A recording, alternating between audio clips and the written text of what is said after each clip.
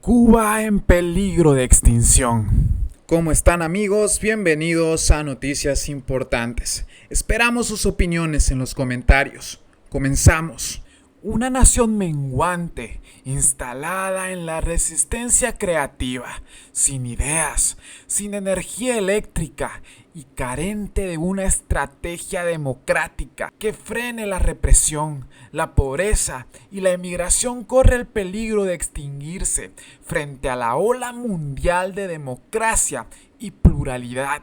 Cuba está en peligro de extinción por la ausencia de pluralidad política e independencia económica y el latido anticubano del tardocastrismo, agravado por el 11 de julio, al que solo respondió con palos y rejas y subordinando totalmente la burocracia civil a las hordas militares, que no cesan de crear problemas al gobierno en los ámbitos interno y externo.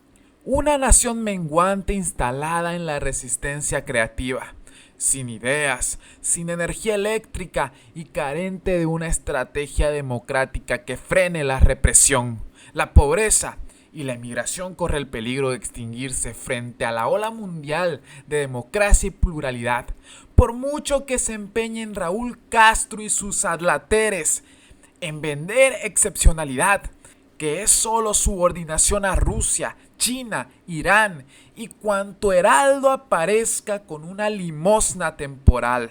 La entrevista reciente del presidente Miguel Díaz-Canel con la televisión Al-Mayadeen pasará a la historia como una de las mayores muestras de la bobería solemne que preside el pan con na. Y los conocedores de la geopolítica mundial gozaron la papeleta con la sarta de disparates de la segunda parte. Pero nada sensato debe esperarse de quien prometió socialismo sostenible y acabó ordenando masacrar al pueblo y camancolea con miembros de la subguara, a los que Fidel Castro masticaba, pero no tragaba porque consideraba que no eran fiables del todo.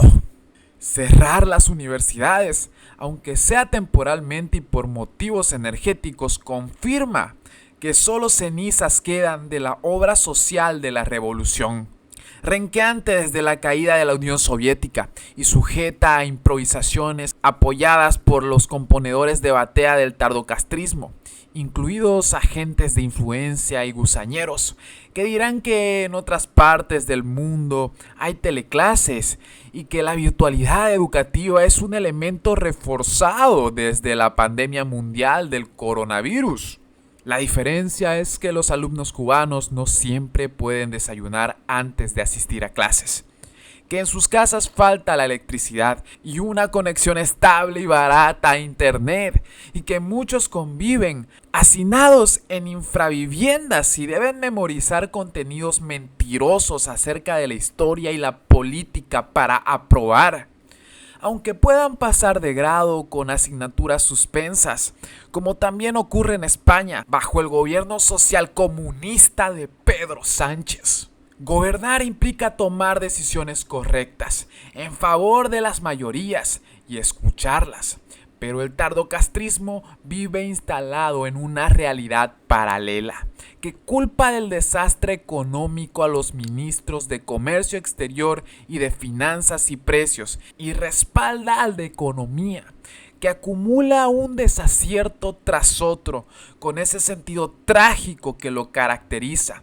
cuando tiene que comparecer públicamente o intenta responsabilizar a médicos y enfermeras del desastre sanitario de Cuba, alegando que las quejas de los cubanos obedecen más a causas subjetivas que el derrumbe de hospitales, carencia total de insumos y medicinas. Alguien puede sentirse feliz con una entrevista, masaje o sonriendo ante un jefe extranjero, pero es una ilusión pasajera, porque tales simulacros no ocultan la grave crisis de Cuba, agravada por la crónica sordera de la casta verde oliva y enguayaberada a las demandas reiteradas de muchos ciudadanos, incluidos los 300,000 desterrados tras el aldabonazo popular del 11 de julio, y usar a la seguridad del Estado contra cubanos que piensan y tienen una alternativa a la ojalatería militante solo agrava el hundimiento de la nación, indefensa ante los ataques permanentes del peor gobierno de los últimos 60 años.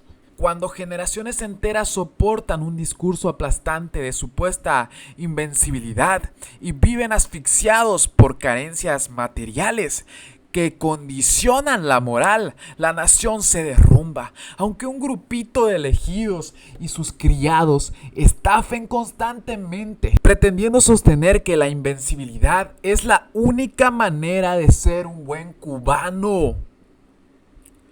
Entre otras noticias, Estados Unidos deporta a 123 cubanos al reanudarse vuelos del IC a La Habana. La administración de Joe Biden envió este lunes a 123 inmigrantes cubanos en el primer vuelo de deportación que realiza Estados Unidos a La Habana desde finales del 2020. Un alto funcionario del Departamento de Seguridad Nacional dijo a Noticias Importantes que se reanudó la tramitación de las deportaciones de ciudadanos cubanos que han recibido órdenes definitivas de expulsión. Este proceso, bajo el título 8, Ley de Inmigración, integra rigurosas revisiones para evitar la devolución de individuos que puedan enfrentar persecución en su país de origen, afirmó el portavoz, que no ofreció detalles sobre la composición del grupo devuelto a Cuba. El vuelo organizado por el Departamento de Inmigración y Control de Aduanas partió del Aeropuerto Internacional de Miami cerca de las 11 a.m. Poco después del mediodía del lunes, un comunicado del Ministerio del Interior de Cuba, difundido por medios oficialistas, reveló que el grupo devuelto está integrado por 40 personas que llegaron a Estados Unidos por vía marítima y 83 detenidos en la frontera sur. Del total de migrantes, 83 habían salido legalmente por vía aérea y luego cruzaron la frontera sur de Estados Unidos. El primer vuelo de deportación de cubanos que realiza Estados Unidos desde el 29 de diciembre del 2020, lo que reanuda una política de cooperación en materia migratoria entre ambos países. La administración de Donald Trump estableció récord histórico de deportaciones a Cuba, con 3.385, la mayor cantidad de cubanos devueltos por un presidente estadounidense en casi 4 décadas. La mayoría de los retornados son de La Habana, Artemisa, Matanzas y Granma. Algunos salieron del país en 2022, otros lo hicieron en 2019 y 2021. Esta política se aplica a todos los ciudadanos independientemente de su nacionalidad, incluidos los cubanos, dijo el funcionario de DHS a Noticias Importantes. Estados Unidos continúa alentando a los cubanos a utilizar procesos legales, incluyendo el proceso de parole humanitario que el presidente anunció el 5 de enero, el programa de reunificación de familias cubanas y el procesamiento de visas de inmigrante, que se reanudó en plena capacidad en La Habana, Cuba, este año. Según la información del MININT, 2 de los repatriados se encontraban en libertad condicional por el cumplimiento de sanciones penales en el momento de abandonar ilegalmente el país, los que serán puestos a disposición de los tribunales correspondientes para la revocación de ese beneficio. Algunos familiares expresaron el temor ante la deportación inminente, pues sus consanguíneos ya no se encontraban en el centro de detención de Crome, en el suroeste del condado de Miami-Dade, y sus casos ya no aparecían activos en la página oficial del ICE. De acuerdo con el gobierno cubano, desde comienzos del presente año, las autoridades estadounidenses han realizado 37 devoluciones por vía marítima,